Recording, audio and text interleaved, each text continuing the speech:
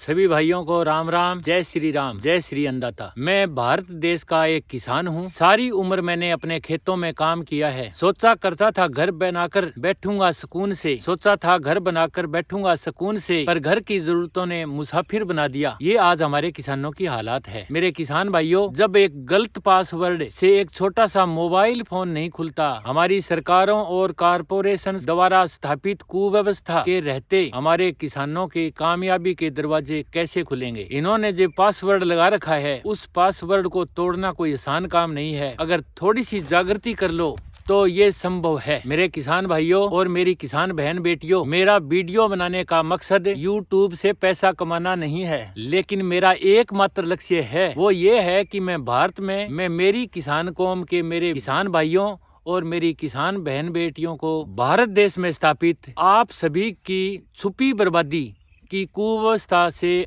अवगत करवाना चाहता हूँ, रूबरू करवाना चाहता हूँ। मैं ये बताना चाहता हूँ कि उन्होंने वो पास कोड किस तरह से लगा रखे हैं, वो हमें कामयाब होने नहीं देते। तो वो कुव्यवस्था क्या है, उसके बारे में मैं आपको आज के इस वीडियो में बताता हूँ।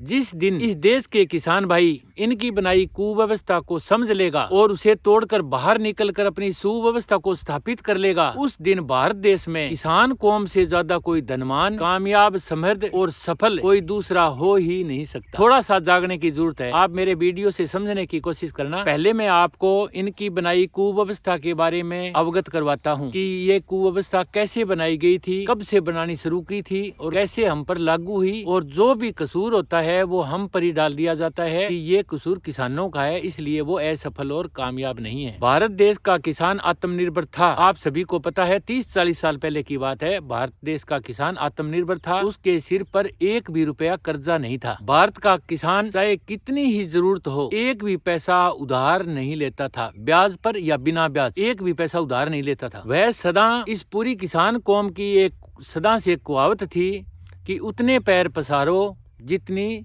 रजाई हो, पैर उतना ही पसारो जितनी रजाई हो, उससे ज्यादा नहीं।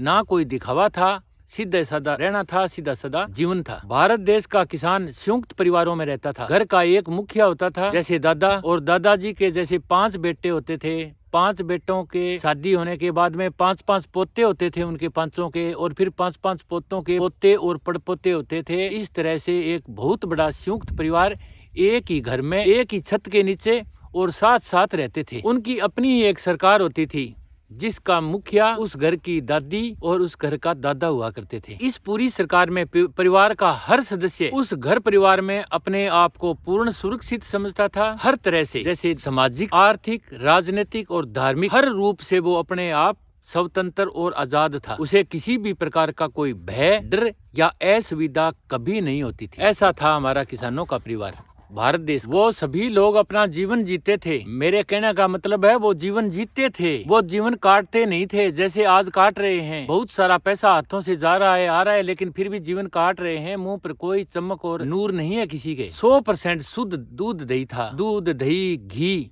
100% शुद्ध बिना खाद और पेस्टिसाइड का शुद्ध अनाज हुआ करता था। हर किसान परिवारों की बहू बेटियों के पास 2-2, 3-3 किलो सोना और 5-5, 10-10 किलो, 15 किलो तक चांदी हुआ करती थी। हर किसान परिवार के हर बहू बेटी के पास। सभी लोग सीधे साधे, ईमानदार और हट्टे कट्टे हुआ करते थे। कोई भी बीमार नहीं होता था उस समय। यानी 100 साल पहले आपके गांव में आप मेरा वीडियो देख रहे हो, वहाँ पर कोई हॉस्पिटल नहीं था। यानी कि आपके नियर बाय कस्बे में भी हॉस्पिटल नहीं हुआ करता था। 50-60 साल पहले भी हर आदमी स्वस्थ था और निरोगी था, कोई रोग नहीं था। पूरा गांव अपने आप में एक संपूर्ण सरकार होती थी। गांव के मुखिया, गांव के पंच परमेश्वर हुआ करते थे, जो कि हमारे बुजुर्ग हुआ करते थे, और वही जज होते थे, और वो दूध का दूध और पानी का पानी किया करते थे। और न्याय व्यवस्था थी, पूरी कामयाब गांव में न्याय व्यवस्था थी। कहीं किसी को बाहर जाने की जरूरत नहीं थी। सभी को पूर्ण भरोसा था, और पंचों को पूरा गांव भगवान तुल्य मानता था। भी परमात्मा तुल्य है हमारे पंच परमेश्वर। उस समय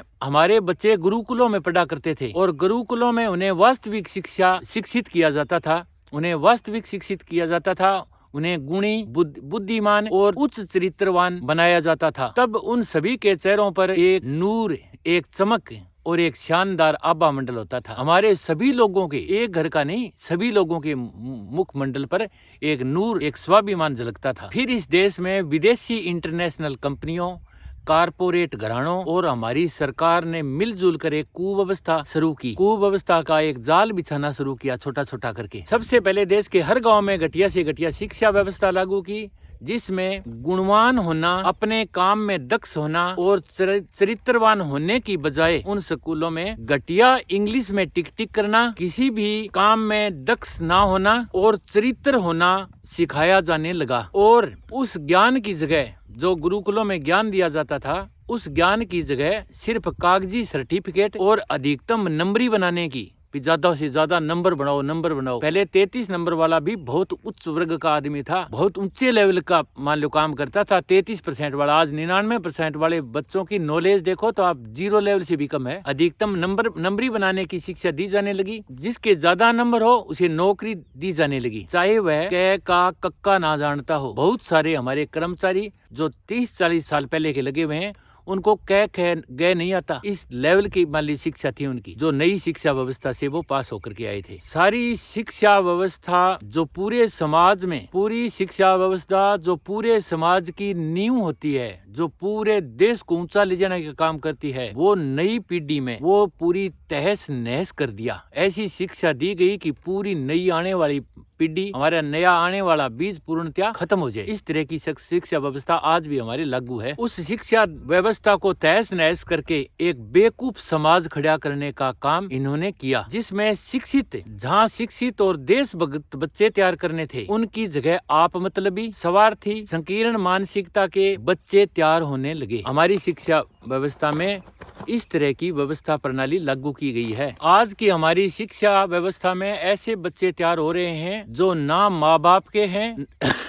ना दादा दादी के हैं, ना समाज के हैं, ना गांव के हैं और ना ही वो राष्ट्र के हैं। ध्यान से समझने वाली बात है, वो राष्ट्र प्रेमी भी नहीं है। उन्हें तो सिर्फ ऐसी मशीनें बनाई जा रही है जिसमें ना अपनापन है, ना माँ बाप के प्रति, ना दादा दादी के प्रति वो जिम्मेवार हैं, ना समाज और देश के प्रति जिम्मेवार हैं। आज की शिक्षा व्यवस्था में आज बच्चों को सिर्फ और सिर्फ अधिकतम नंबर लाने और कोई अच्छा सा पैकेज मिलना, पैकेज दिखाना, पैकेज के लिए उनको प्रोत्साहित करना और पूर्ण रूप से स्वार्थी, सिर्फ अपने लिए और अपने बच्चों के बारे में सोचने तक सीमित करने वाली बुद्धि से परिपोषित किया जा रहा है। उन्हें मालिक बनने की बजाय आज की शिक्षा व्यवस्था उन्हें नौकर बनना सिखा रही है, सिर्फ नौकर बनना सिखा रही है, जो कि डरे हुए और कमजोर स्थिति में सदा रहें, क्योंकि नौकर की औकात डरना ही होता है। आज की शिक्षा व्यवस्था में चरित्र, नैतिकता, जिम्मेवारी, ईमानदारी, सेवा भाव और राष्ट्र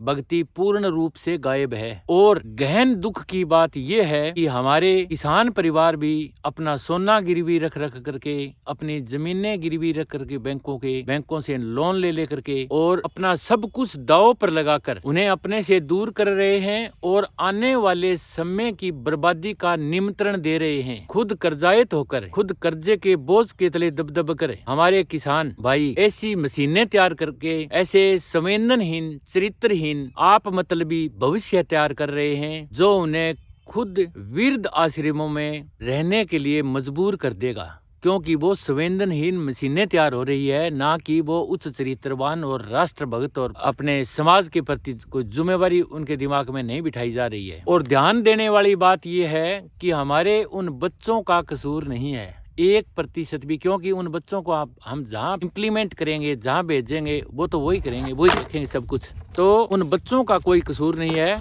दूसरा, हमारे पेरेंट्स का भी कोई कसूर नहीं है, वो तो देखो देखी इनकी बनाई कुव्यवस्था में सिर्फ अपना रोल निभा रहे हैं और मजबूरी में सारा कुछ कर रहे हैं, ना चाहते हुए, ना करते हुए भी। अब यहाँ तक कि किसान परिवारों में आपसी रिश्ते तक नहीं करते। अगर बेटी ना पढ़ी हुई है तो कहते ना पढ़ी लिखी बेटी चाहिए, और पढ़ी लिखी बेटियों का परिणाम आप देख रहे हो कि सबसे ज्यादा जो तलाक के केस हैं, सबसे ज्यादा घर बर्बादी के कारण है, वो पढ़ी लिखी बेटियों के कारण ही है, क्योंकि वहाँ शिक्षा इस तरह की दी गई थी, कोई गुरुकुल में नहीं पढ़ी थी बेटी। और इसी तरह से हमारे बेटों की हालत है। तो कुल मिलाकर के पूरे समाज को एक दिशाहीन किया जा रहा है। ये सारी कुव्यवस्था ना उन बच्चों के कारण से है, ना उनके पेरेंट्स के कारण से है। ये सारी कुव्यवस्था इंटरनेशनल कंपनियां जो दुनिया भर को लूट लूट के खाती रही है वो उनके द्वारा तैयार की जाती है, क्योंकि जो सरकारें बनाने, देश की मीडिया खरीदने और राजनीतिक पार्टियों को इलेक्टोरल फंड देने के लिए बहुत बड़ी मात्रा में वो धन खर्च करती है, ताकि वो उस देश की सरकारों भी को काबू करके उस तरह के कानून बनवा करके इस देश को लूटा जा सके और इस देश की युवा पीढ़ी होनहार, चरित्रवान, गुणवान, बुद्धिमान और परस्वार्थी ना बन सके, उनके मन में देशभक्ति की कोई भावना ही ना रहे, इस तरह की वो लागू करवाते हैं। इस देश की युवा पीढ़ी डरपोक है, भयभीत है, नौकर मानसिकता की और गुलाम मानसिकता की बने, ताकि वे सदा सदा के लिए इस देश को लूटते रहें और इस देश पर राज करते रहें और अपने मन चाहे कारिंदे देश की कुर्सियों पर बिठाते रहें। इस तरह की व्यवस्था हमारे शिक्षा व्यवस्था में चल रही है। एक शिक्षा व्यवस्था से सारी कुव्यवस्था नहीं है। शिक्षा व्यवस्था से शुरुआत कर दी उन्होंने, हमारे परिवारों को खेती से हटा करके पढ़ाई की तरफ लगा दिया, वहाँ नौकरियों का प्रलोभन दिया और नौकरी होती है, किसान चाहे 1 एकड़ का हो फिर भी वो राजा महाराजा की तरह से उसकी जीवन होता है। और एक बात और, जो किसानों को गुमराह कर करके इस किसानी को मारने के लिए वो बार बार इस तरह के दूसरे प्रलोभन दे करके किसानों को कमजोर किया गया है बार बार। मैं आपको ऐसी तकनीक है मेरे पास कि किसान 1 एकड़ में 50 लाख रुपए सालाना कमा सकता है, 50 लाख रुपए, और वो भी सारा खर्चा निकाल करके शुद्ध 50 लाख रुपए 1 एकड़ में। आप